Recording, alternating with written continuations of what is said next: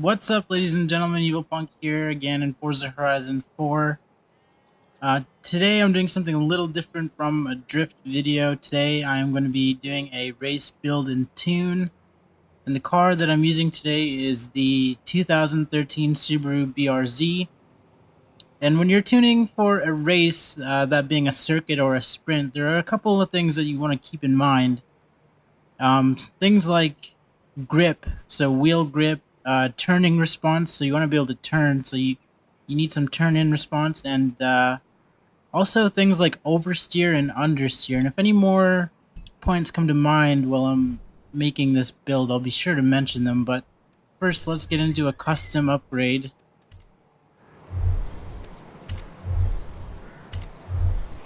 And looking at these engine conversions, the 2-liter turbo rally looks very tempting, so I think that's the motor that I'm going to go with for this build. And this is a rear-wheel drive car. We're going to leave it as that. Excuse my phone. Body kit. There's a Rocket Bunny body kit, and that looks super sexy with this car. So we're going to use the Rocket Bunny body kit. As for aero, the adjustable wing will provide downforce. There are two kinds of downforce. So you can go for speed or for cornering. I just want to see the other wings, though. These ones are non-adjustable, so I do like the Rocket Bunny wing, but the Forza adjustable wing would be more favorable for a race tune, just so you can tune the wing a little bit to get that downforce in the rear. Man, I really want that Rocket Bunny wing. The hood is only cosmetic. I think it might sometimes have an effect on drag, but in this case it doesn't, so purely cosmetic. We're going to leave the race wing, since this is a rear-wheel drive car.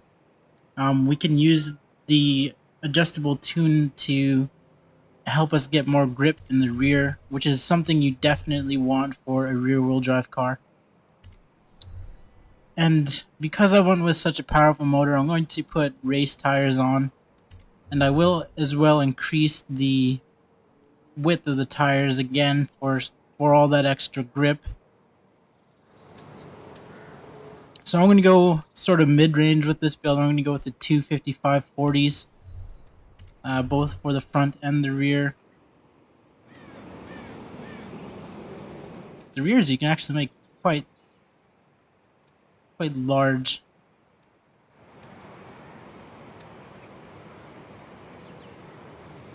On second thought, I'll go with a 275/35 for the rear, so that's a little bit wider than the front. And the rims, it's mostly personal preference, but they do attribute to weight reduction, so you'll want to keep that in mind when you're doing your build.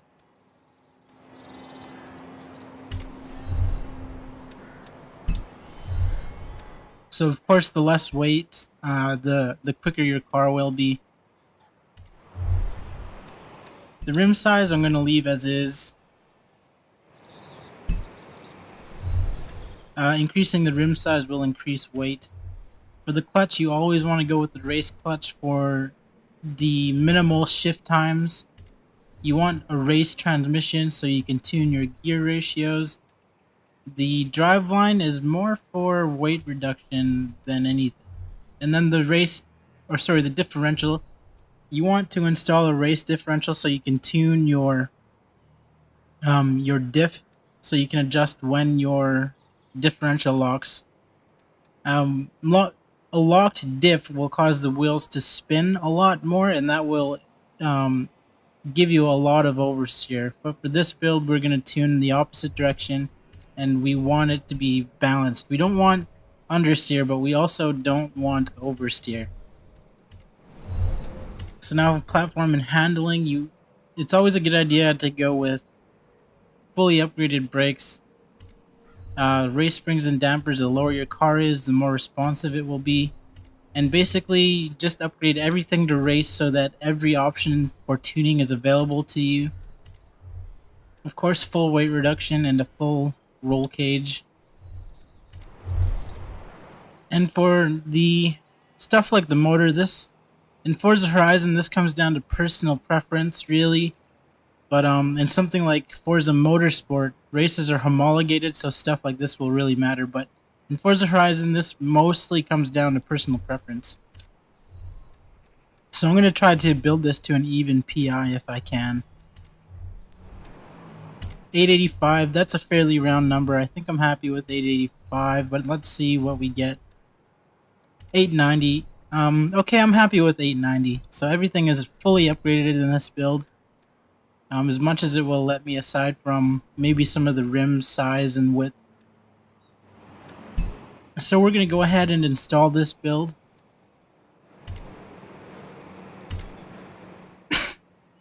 Excuse me, it's quite an expensive build, $213,000.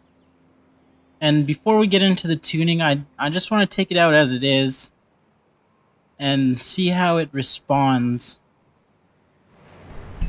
So I'm going to do a lap around my drift route and try to get a feel for where the car sits as it is right now.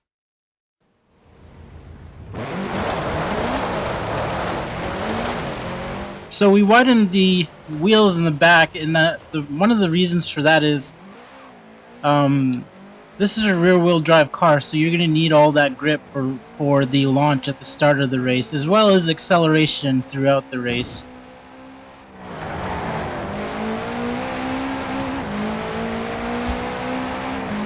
So far, it's handling quite nicely. I'm not getting any oversteer yet, which is something you would expect from a rear-wheel drive. But again, because those tires in the back are so wide, they're planting very nicely and staying in full contact with the ground and not really getting much of a chance to spin. Oh, here we go with some oversteer. So one of the things that you want to be careful about, so I would, with a build like this, I would try to find a long corner to get a nice turn going. And the reason for that is it'll help you tune your oversteer. So if you're taking a corner like this and you're getting oversteer, you'll know that something needs to be changed in your tune. I didn't get any oversteer. I tried to turn hard and it just took me off the track. But I didn't get any oversteer. So this build, it feels really balanced. I was hoping so this stays planted very nicely. I was hoping that I would have to tune something to sort of be able to show how to properly tune for a circuit or a sprint. But I'm not. This is a super balanced build right off the bat.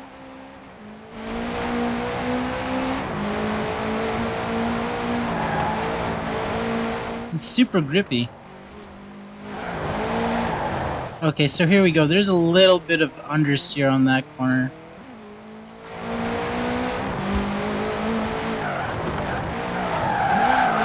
Okay, so I oversteered that one on purpose just to see if it even does oversteer. But I'm impressed with this build.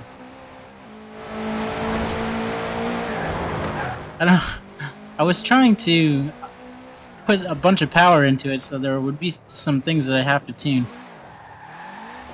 We oversteered there a little bit, but I'm thinking that's because we hit some water. I will go into the tuning anyway and go over some of the tips that I wanted to give out there. But this is staying planted very, very nicely, which is what you want for a race build. I am genuinely impressed with this build. So here we go with a little bit of oversteer again.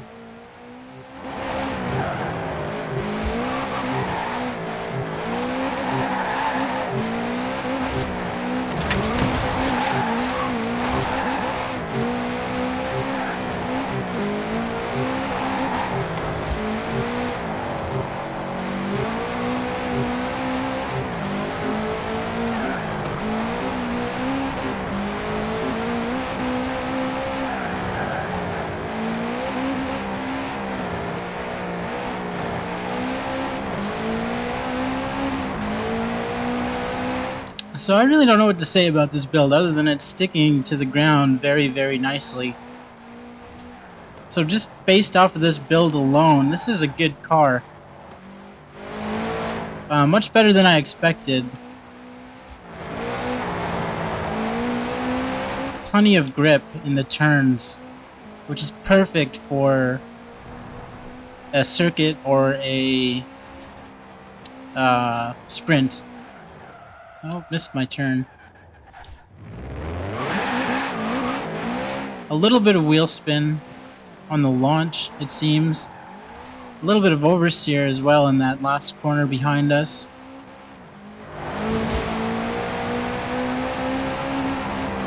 So without even having to tune anything, this build seems fairly balanced.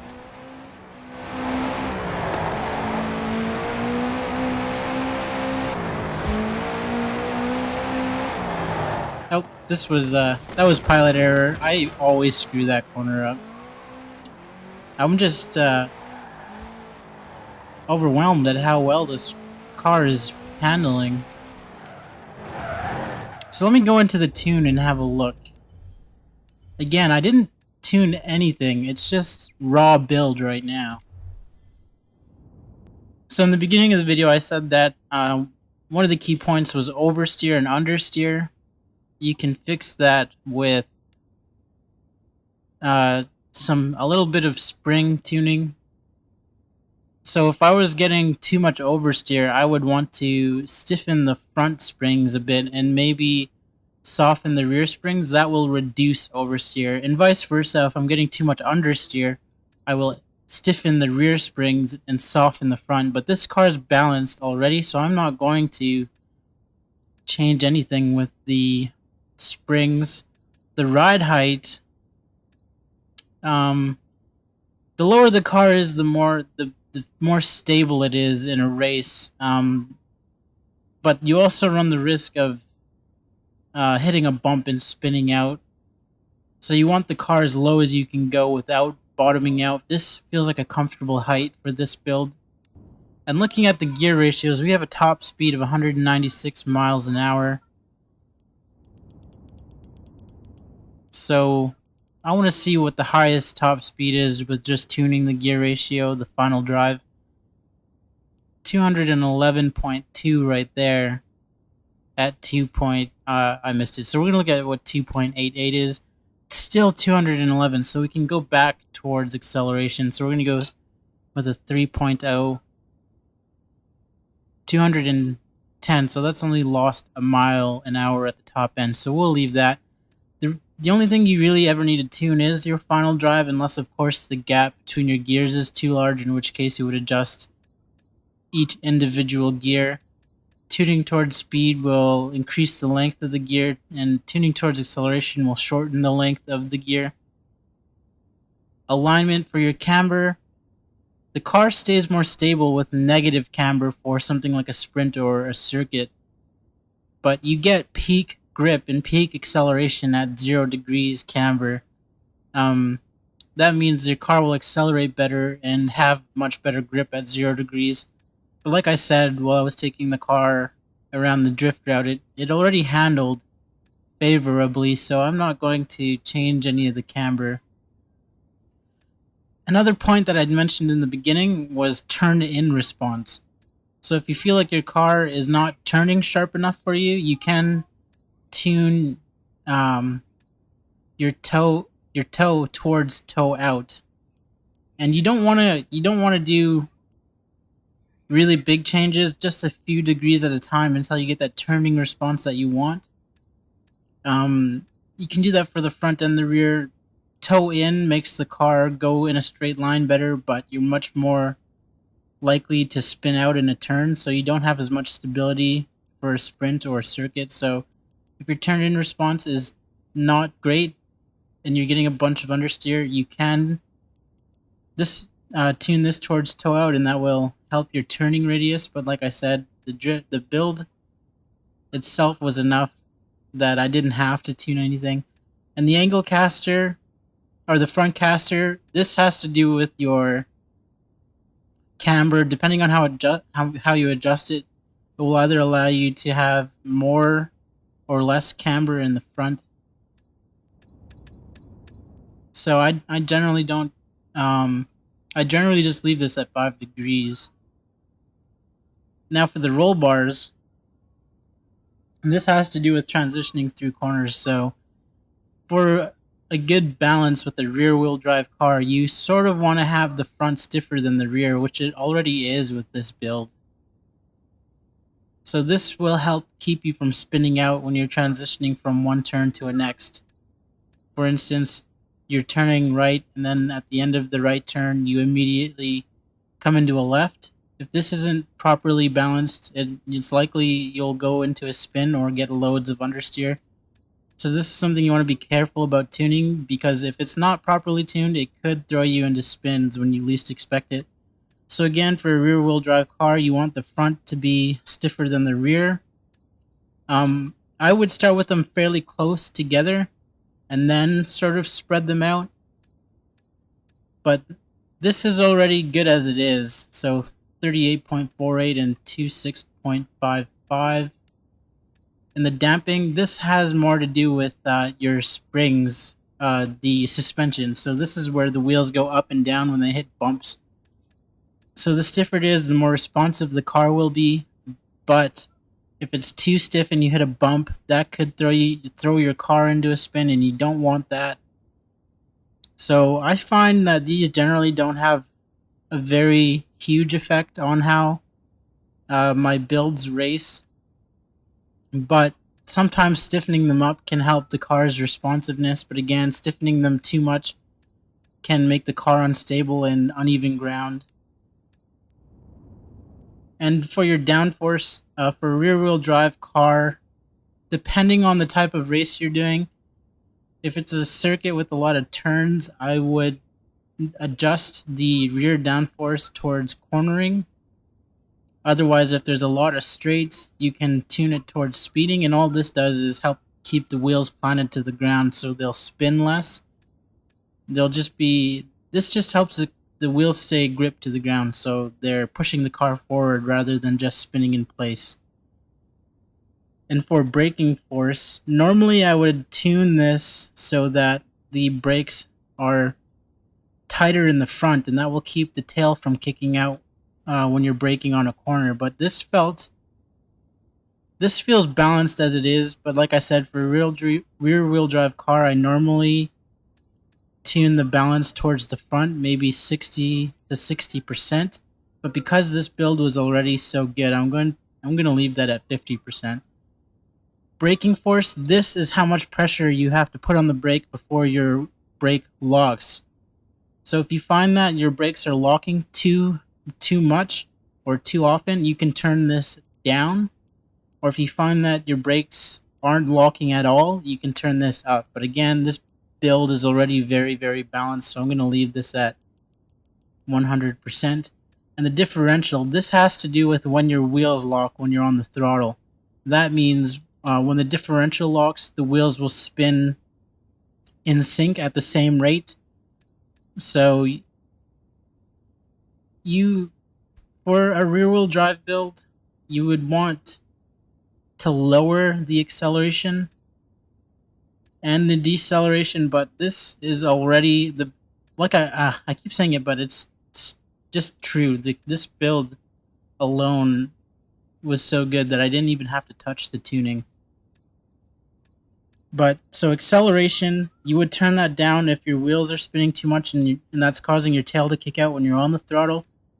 Deceleration, you would turn this down if the tail kicks out when you let off of the throttle. So if you're on the throttle in a corner and then you let go of the throttle and the tail kicks out, you would turn the deceleration down. But it's fine as it is, so I'm going to leave that there. Tires, I know I probably should have started with the tires, but I don't often tune the tires. If I'm doing a drift build, sometimes I will tune the rear tire up, maybe 0.5 of a PSI or 1 PSI. But if I'm tuning for a race, I might do the front tire instead, but generally I don't touch the tires too often. So just looking through everything again, I think I've pretty well mentioned everything that I wanted to for a rear-wheel drive race build. Okay, so that's it for this video. Unfortunately, I didn't really have the need to change anything in the tuning setup, but I did go over some of the changes I would have made if the car wasn't handling the way I wanted it to. But like I said, the raw build itself was enough. I didn't even have to touch the tuning, but I went into it a little bit anyway. So I hope this video helps out with your rear-wheel drive builds. I think I'll make another one of these videos just because I really didn't have to tune anything with this car, but I think the reason that is because I put the wider tires in the back, and I also increased the width in the front, but not as much. So I hope this video helps with your builds. Leave your thoughts and opinions in the comments. Let me know what car maybe you want to see built and tuned, or what you thought of this video, and don't forget to leave a like and subscribe. Thank you.